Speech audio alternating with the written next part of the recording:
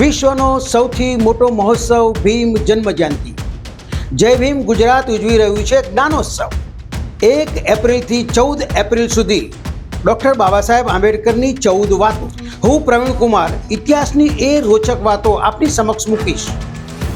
જુઓ 1 એપ્રિલથી સવારે 9 કલાકે જય ભીમ ગુજરાતના દરેક પ્લેટફોર્મ પર આપનો પોતાનો કાર્યક્રમ ભીમ જ્ઞાનોત્સવ।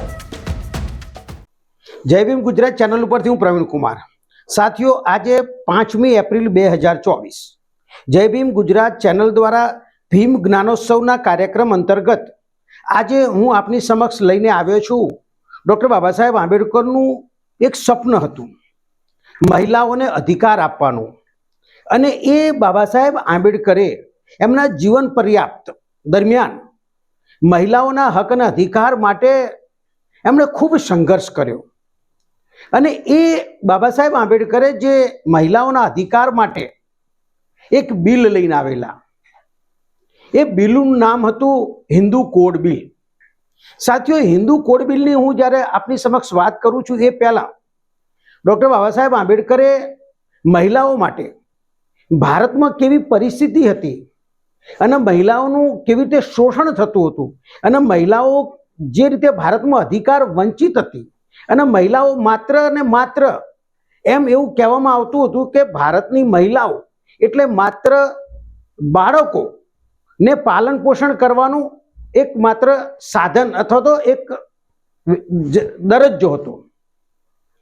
સાથીઓ, મનુસ્મૃતિના અધ્યાય 9ના 2 અને 3 શ્લોકની અંદર મહિલાઓ માટે ખૂબ જ અભદ્ર ભાષામાં, અશ્લીલ ભાષામાં મહિલાઓની હાંસી ઉડાડવામાં આવી છે, જેના કારણે ડૉક્ટર બાબા સાહેબ આંબેડકરે મનુસ્મૃતિનો અભ્યાસ કર્યો અને મનુસ્મૃતિમાં જે મહિલાઓના વિશે જે ટિપ્પણીઓ કરવામાં આવી હતી એને લઈને ડૉક્ટર બાબા સાહેબ આંબેડકરે 25મી ડિસેમ્બર 1927ના દિવસે મનુસ્મૃતિનું દહન કર્યું। આ એક બહુ મોટી ઐતિહાસિક ઘટના હતી ભારતના ઇતિહાસમાં, કારણ કે વર્ષોથી જે વ્યવસ્થા ચાલી આવતી હતી, જે મહિલાઓના અધિકારનું જે સતત હનન કરતી હતી, એવી જે સામાજિક વ્યવસ્થા હતી, એ હજારો વર્ષની જે સામાજિક વ્યવસ્થાને ડૉક્ટર બાબા સાહેબ આંબેડકરે 25મી ડિસેમ્બર 1927ના દિવસે સમાપ્ત કરી દીધી। અને ડૉક્ટર બાબા સાહેબ આંબેડકરે 1928માં શ્રમિક મહિલા કલ્યાણ સંસ્થાના દ્વારા, જેના અધ્યક્ષ પદે રમાબાઈ હતા, ડૉક્ટર બાબા સાહેબ આંબેડકરના જીવન સંગીની, એમની અધ્યક્ષતામાં મહિલાઓનું એક સંગઠન બનાવ્યું અને એ સંગઠનના માધ્યમથી ડૉક્ટર બાબા સાહેબ આંબેડકરે મહિલાઓના ઉત્કર્ષ માટે, મહિલાઓના અધિકારો માટે એક લાંબી લડાઈ લડી। સાથીઓ, મનુસ્મૃતિની વાત એટલા માટે કરવામાં આવે છે કારણ કે મનુસ્મૃતિ એ ભારતનું આઝાદી પહેલાંનું એક બંધારણ હતું, જેમાં શૂદ્રો, અતિશૂદ્રો અને મહિલાઓને કોઈ પણ પ્રકારના માનવીય અધિકારો આપવામાં આવ્યા ન હતા। અને ડૉક્ટર બાબા સાહેબ આંબેડકરે એટલા માટે જ 25મી ડિસેમ્બર 1927ના દિવસે આ જે અસમાનતાવાળું સંવિધાન હતું, જે ભારતના બહુસંખ્યક લોકોને અન્યાય કરતું સંવિધાન હતું, જે મહિલાઓના હક અને અધિકારનું જે વિરુદ્ધમાં જે સંવિધાન હતું, એને ડૉક્ટર બાબા સાહેબ આંબેડકરે જાહેરમાં જલાવી અને આ દેશની અંદર સમતા, સ્વતંત્રતા, બંધુતા, ભાઈચારો અને સમાનતા મળે એ માટે એમણે પ્રયત્નો કર્યા।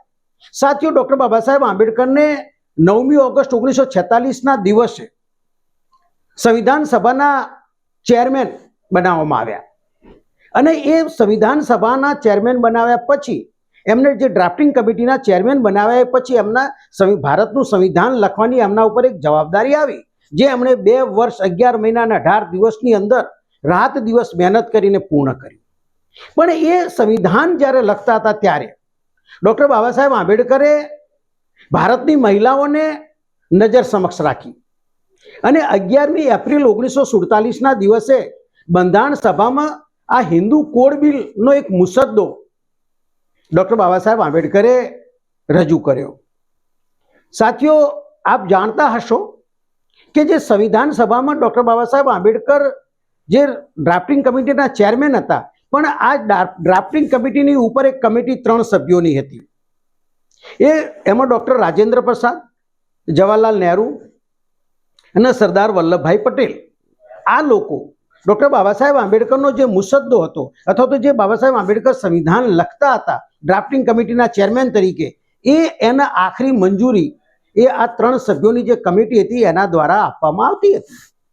જ્યારે ડૉક્ટર બાબા સાહેબ આંબેડકરે 11મી એપ્રિલ 1947ના દિવસે આ મુસદ્દો લઈ અને ડૉક્ટર રાજેન્દ્ર પ્રસાદે જ્યારે આ મુસદ્દો વાંચ્યો, જેમાં મહિલાઓને અધિકાર આપવાની વાત ડૉક્ટર બાબા સાહેબ આંબેડકરે કરી હતી. એમાં સૌથી મોટી વાત જે હતી એ વોટ આપવાનો અધિકાર હતો. સાથે સાથે સ્ત્રી મહિલાઓને, જે પહેલા મહિલાઓ જે હતી એમનો કોઈ અધિકાર નહોતા અને ભારતની અંદર બહુપત્નીત્વનો રિવાજ હતો. ડૉક્ટર બાબા સાહેબ આંબેડકરે આની અંદર એક પત્ની જ રાખી શકાત એવી પ્રાવધાનની જોગવાઈ કરી. પહેલા પુરુષને જ અધિકાર હતો છૂટાછેડા લેવાનો. ડૉક્ટર બાબા સાહેબ આંબેડકરે મહિલાને પણ, મહિલા ધારે તો પણ એ છૂટાછેડા આપી શકે છે એ અધિકારની જોગવાઈ કરે. બાળક, પહેલા મહિલા બાળક દત્તક નહોતી લઈ શકતી, પુરુષ બાળક દત્તક લઈ શકતો હતો. ડૉક્ટર બાબા સાહેબ આંબેડકરે મહિલાને પણ આ વ્યવસ્થા કરી આપી અને મહિલા પણ બાળકને દત્તક લઈ શકે એ અધિકાર બાબા સાહેબ આંબેડકરે આપ્યો. જે મેં વાત કરી કે બહુપત્નીત્વનો જે રિવાજ હતો જેના કારણે મહિલાઓનું શોષણ થતું હતું એ ડૉક્ટર બાબા સાહેબ આંબેડકરે આ હિન્દુ કોડ બિલના માધ્યમથી રદ કરવાની વાત કરી. મહિલાઓના જે પતન માટે ડૉક્ટર બાબા સાહેબ આંબેડકરનું કહેવું એવું હતું કે મહિલાઓના પતન માટે એકમાત્ર કોઈ જો જવાબદાર હોય તો એ મનુષ્ય મૂર્તિ જવાબદાર હતી. આ બાબા સાહેબ આંબેડકરે વાત કરી. મહિલાઓને પુરુષની સમોવડી ગણવામાં આવી, એને સમાનતા આપવામાં આવી. સાથે સાથે મહિલાઓને ભરણ પોષણ પણ લઈ શકે મહિલા અને મહિલા સ્વતંત્ર રહી શકે એની પણ વ્યવસ્થા ડૉક્ટર બાબા સાહેબ આંબેડકરે કરી. એટલે મહિલાઓને પુરુષની સમોવડી ગણી અને સમાનતાનો અધિકાર આપ્યો. બાબા સાહેબ આંબેડકરે મહિલાઓને શિક્ષણનો અધિકાર આપ્યો અને સાથે સાથે શિક્ષણની સાથે સાથે એમને સરકારી અને બિનસરકારી નોકરીઓમાં પણ બાબા સાહેબ આંબેડકરે અધિકાર આપ્યો. અને સાથે સાથે ડૉક્ટર બાબા સાહેબ આંબેડકર જ્યારે મુંબઈ લેજિસ્લેટિવ એસેમ્બલીની અંદર અંગ્રેજો દ્વારા એમને શ્રમના સભ્ય તરીકે, શ્રમ મંત્રાલયના સભ્ય તરીકે એટલે કે શ્રમ મંત્રી તરીકે જ્યારે ડૉક્ટર બાબા સાહેબ આંબેડકરને લેવામાં આવ્યા ત્યારે 1942ની અંદર ડૉક્ટર બાબા સાહેબ આંબેડકરે ભારતની મહિલાઓ માટે મેટર્નિટી લીવ એટલે કે પ્રસૂતિ રજા, 26 અઠવાડિયાની રજા ડૉક્ટર બાબા સાહેબ આંબેડકરે મંજૂર કરાવી. સાથે સાથે મહિલાઓના બંધારણની અંદર જે આર્ટિકલ 14 અને 16 હતો, જે બાબા સાહેબ આંબેડકરે જોગવાઈ કરી કે જિલ્લે લિંગના આધાર ઉપર જે ભેદભાવ રાખવામાં આવતો હતો, જે અસમાનતા રાખવામાં આવતી હતી, આ અસમાનતા દૂર કરવામાં આવી અને મહિલાઓને સમાનતા આપવામાં આવી. મહિલાઓની જે દેવદાસી પ્રથા હતી એ દેવદાસી પ્રથા નાબૂદ કરવામાં આવી હિન્દુ કોડ બિલની અંદર. સાથે સાથે જે બાળ લગ્નો હતા એ બાળ લગ્ન ઉપર પ્રતિબંધ મૂકવામાં આવ્યો અને સાથે સાથે મહિલા વિધવા થાય તો એ બીજા લગ્ન નહોતા કરી શકતી.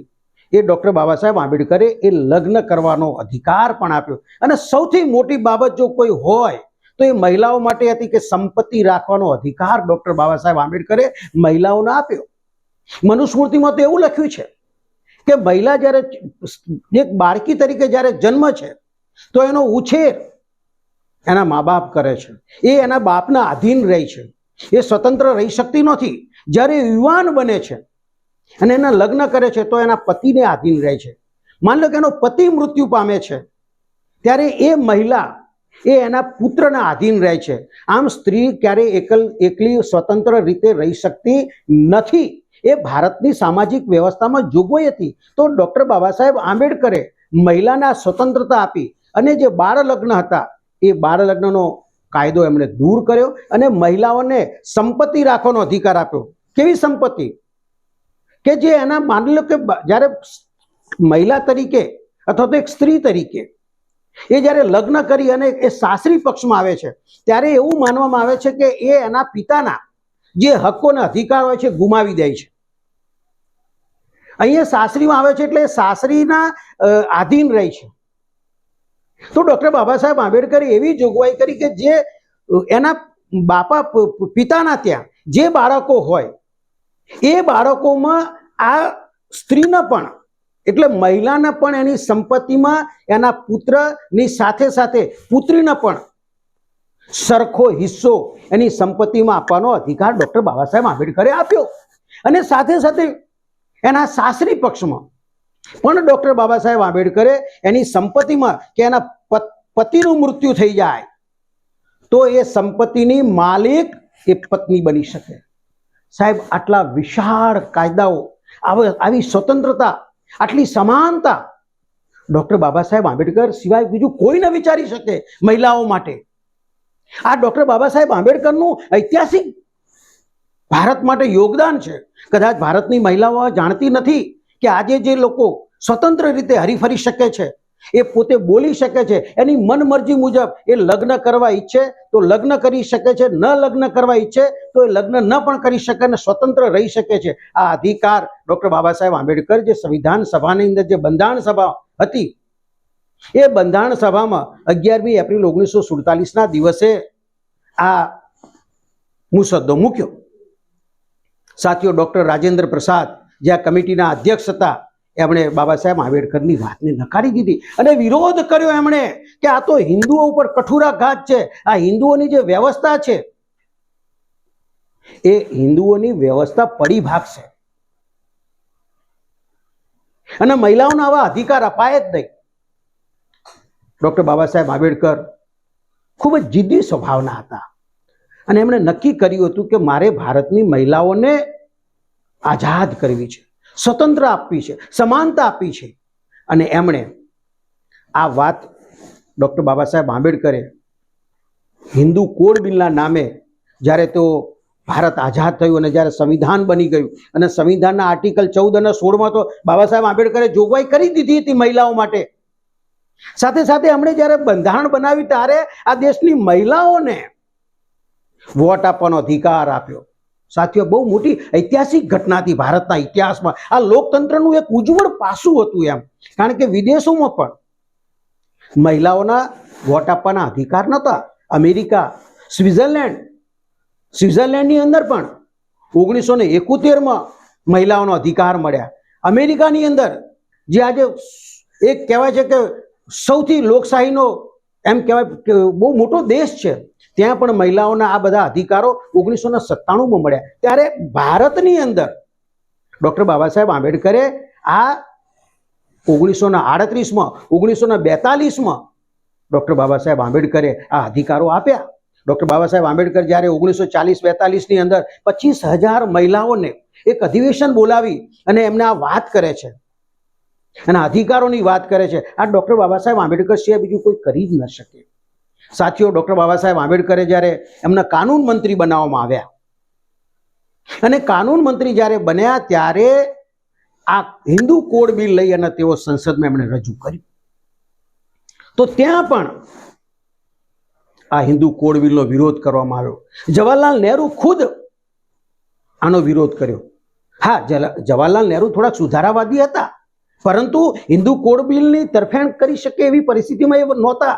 એનું કારણ એ હતું, જવાહરલાલ નહેરુ એમણે એવું કારણ આગળ ધર્યું કે ડૉક્ટર આંબેડકર, આપણે જ્યારે સ્વતંત્ર બન્યા છે, આ સરકાર ઇન્ટરિમ સરકાર છે, આ ઇલેક્ટેડ સરકાર નથી. અને જો 1952માં મારે ઇલેક્શન કરવાનું છે, જે સામાન્ય ચૂંટણીઓ થશે, અને જો તમારું આ હિન્દુ કોડ બિલ હું જો મંજૂર કરું અને જો ભારતની મહિલાઓ અથવા તો હિન્દુઓ આ બિલના વિરુદ્ધમાં થઈ જાય તો હું કદાચ ચૂંટણી હારી જાઉં. એ એમને દહેશત હતી, કારણ કે જે સમાજ ઉપર જે આવા સંગઠનોની પકડ હતી એના કારણે ખુદ નહેરુ ભયભીત હતા. અને ડૉક્ટર બાબા સાહેબ આંબેડકરને આ વાત સમજાવી, પણ ડૉક્ટર બાબા સાહેબ આંબેડકરે કહ્યું કે ના, એ અડગ રહ્યા કે હિન્દુ કોડ બિલ તો હું કોઈ પણ ભોગે સંસદમાં રજૂ કરીને રહીશ. આખિરકાર જવાહરલાલ નહેરુ વિરોધ, રાજેન્દ્ર પ્રસાદના વિરોધમાં 27 સપ્ટેમ્બર 1951ના દિવસે ડૉક્ટર બાબા સાહેબ આંબેડકરે સંસદમાં એમના જે મંત્રી પદે હતા એ મંત્રી પદેથી સાથીઓ એમણે રાજીનામું આપ્યું. આ એમનું મોટો ત્યાગ અને બલિદાન હતું ભારતની મહિલાઓ માટે. અત્યારે ભારતની મહિલાઓ કદાચ ડૉક્ટર બાબા સાહેબ આંબેડકરને ઓળખતી પણ નહીં હોય, કદાચ એમના માટે આ જોગવાઈ કરી, આ વ્યવસ્થા કરી, એમને સ્વતંત્રતા આપી, એમને આઝાદી આપી, એમને ગુલામીની જંજીરોમાંથી મુક્ત કરી, આ સરાહનીય પગલું ડોક્ટર બાબા સાહેબ આંબેડકર સિવાય મને લાગતું નથી કે વિશ્વનો કોઈ માનવ આ ક્રાંતિ કરી શકે જે ડોક્ટર બાબા સાહેબ આંબેડકરે કરી. અને ડોક્ટર બાબા સાહેબ આંબેડકર જ્યારે 1952ના ઇલેક્શન પછી જવાહરલાલ નહેરુને ફરી બાબા સાહેબ આંબેડકરે પ્રેશર કર્યું અને એ પ્રેશરના અંતે 1955-56માં આ હિન્દુ કોડ બિલ હતા એના 4 ભાગલા પાડવામાં આવ્યા. હિન્દુ મેરેજ એક્ટ અધિનિયમ લાવ્યા, હિન્દુ દત્તક અધિનિયમ લાવ્યા, હિન્દુ વિધવા એક્ટ અધિનિયમ લાવ્યા, હિન્દુ સંપત્તિ એક્ટ અધિનિયમ લાવ્યા. આવા 4 અલગ અલગ અધિનિયમો લાવીને ટુકડે ટુકડે ડોક્ટર બાબા સાહેબ આંબેડકરે આ હિન્દુ કોડ બિલ મંજૂર કરાવ્યું. સાથીઓ, આ હતા આપણા ડોક્ટર બાબા સાહેબ આંબેડકર, જેણે માત્ર આ દેશના અછૂતો, આ દેશના શોષિતો, આ દેશના પીડિતો કે આ દેશના શૂદ્રો માટે કે આ દેશના આમ લોકો માટે કામ નથી કર્યું. એમણે ભારતની 50% મહિલાઓ કે આ જે દેશની અંદર 50% મહિલાઓની ભાગીદારી છે એ મહિલાઓના હક અને અધિકાર માટે જીવન પર્યંત તેઓ ઝઝૂમતા રહ્યા, લડતા રહ્યા અને આખરી શ્વાસ સુધી એમણે આ કામ તેઓ કરતા રહ્યા. વિશ્વનો કોઈ પણ નેતા એવો નથી કે જેમણે મહિલાઓના અધિકારની વાત કરી હોય. એકમાત્ર ડોક્ટર બાબા સાહેબ આંબેડકર એવા હતા કે જેમણે આ દેશની હજારો વર્ષની ગુલામીમાં ગરકાવ કે જે મહિલાઓનો એમ કહેવામાં આવતું હતું કે મહિલાઓ એટલે મનુસ્મૃતિમાં તો એવું લખ્યું છે સાથીઓ, મને બોલતા પણ શરમ આવે છે. હું એ તમારા આ શબ્દો જાહેરમાં બોલી પણ શકતો નથી. એનાથી મનુસ્મૃતિમાં તો અભદ્ર ભાષાઓનો પ્રયોગ કર્યો છે, હું બોલી નથી શકતો સાથીઓ. પણ ડોક્ટર બાબા સાહેબ આંબેડકરે ભારતના મહિલાઓ માટે જે અધિકારો આપ્યા, જે સ્વતંત્રતા આપી, જે સમાનતા આપ્યા, એના શિલ્પી ડોક્ટર બાબા સાહેબ આંબેડકર હતા. એ કોઈ કાળે એને નકારી ન શકાય. હું ભારતની તમામ મહિલાઓને અપીલ કરું છું કે ડોક્ટર બાબા સાહેબ આંબેડકરે જે આપના માટે, આ દેશની મહિલાઓ માટે જે કાર્ય કર્યું છે એને સરાહો, એમને ઓળખો, એમને જાણો અને આ મારી વાત જે છે એ જન જન સુધી અને ખાસ કરીને મહિલાઓ સુધી પહોંચાડશો એવી આશાના અપેક્ષા સાથે જય ભીમ ગુજરાત ચેનલ તરફથી હું પ્રવીણ કુમાર ફરીથી એકવાર આપણ નમો બુદ્ધાય, જય ભીમ.